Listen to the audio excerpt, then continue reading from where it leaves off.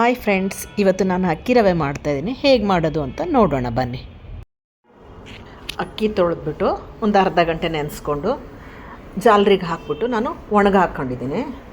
ಈಗ ಒಣಗಾಕಿ ಒಂದು ಅರ್ಧ ಗಂಟೆ ಆಗಿದೆ. ಈಗ ಇದನ್ನು ರವೆ ಮಾಡ್ಕೋಬೇಕು. ಸೊ ಈ ಥರ ತೊಳೆದು ಹಾಕ್ಬಿಟ್ಟು ಮನೆಯಲ್ಲೇ ರವೆ ಮಾಡ್ಕೊಳ್ಳೋದು ಒಂದು ಕಡುಬಿಗೆ, ಉಪ್ಪಿಟ್ಟಿಗೆ ಎಲ್ಲದಕ್ಕೂ ಬರುತ್ತೆ. ಸ್ವಲ್ಪ ಇನ್ನೂ ನರಮಾಗಿ ಒಂದು ಸ್ವಲ್ಪ ಇನ್ನೂ ಹಸಿ ಹಸಿ ಇರುವಾಗಲೇ ಮಿಕ್ಸಿ ಮಾಡಿಕೊಂಡ್ರೆ ರವೆ ಒಂದೇ ಸಮನಾಗಿ ಬರುತ್ತದೆ.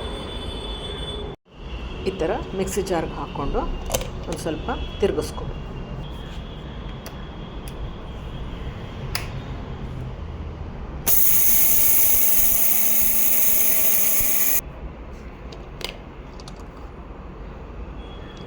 ಈ ಥರ ರವೆ ಆಗಿದೆ. ಸ್ವಲ್ಪ ಹಿಟ್ಟು ಬರ್ತದೆ ಹಸಿ ಇರುವಾಗಲೇ ಮಾಡಿದರೆ. ತುಂಬ ಒಣಗಿದ ಮೇಲೆ ಮಾಡಿಕೊಂಡ್ರೆ ಸ್ವಲ್ಪ ಜಾಸ್ತಿ ಹಿಟ್ಟಾಗುತ್ತೆ. ಸೊ ಈಗ ಇದನ್ನು ಜರಡಿ ಮಾಡ್ಕೋಬೇಕು. ಫಸ್ಟ್ ಎಲ್ಲದನ್ನು ಮಿಕ್ಸಿ ಮಾಡಿಕೊಂಡು ಆನಂತರ ಜರಡಿ ಮಾಡಿಕೊಂಡ್ರು ನಡೀತದೆ. ಸೊ ಇದು 2 kg ಅಷ್ಟು ಅಕ್ಕಿ ಇದೆ. ಸೊ ಇಷ್ಟನ್ನು ಮಿಕ್ಸಿ ಮಾಡ್ಕೊಳ್ಲಿಕ್ಕೆ ನನಗೆ 3ರಿಂದ 4 ನಿಮಿಷ ಆಗಿದೆ ಅಷ್ಟೇ. ಸೊ ಈಗ ಎಲ್ಲದನ್ನು ಮಿಕ್ಸಿ ಮಾಡ್ಕೊಂಡು ಆಗಿದೆ.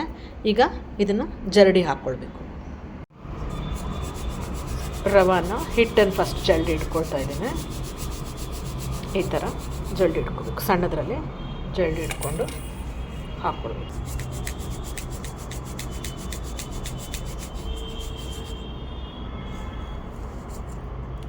ಇದು ಇಷ್ಟು ರವೆ ಬಂದಿದೆ. ಈ ಥರ ಇದೆ ರವೆ. ನಂತರ ಅದು ಸ್ವಲ್ಪ ಇಷ್ಟು ಹಿಟ್ಟು ಬಂದಿದೆ. ಸೊ ಫ್ರೆಶ್ ಮನೆಯಲ್ಲೇ ಮಾಡಿರ್ತಕ್ಕಂಥ ಒಂದು ಹಿಟ್ಟು ಮತ್ತು ರವೆ ಈ ಥರ ಇದೆ.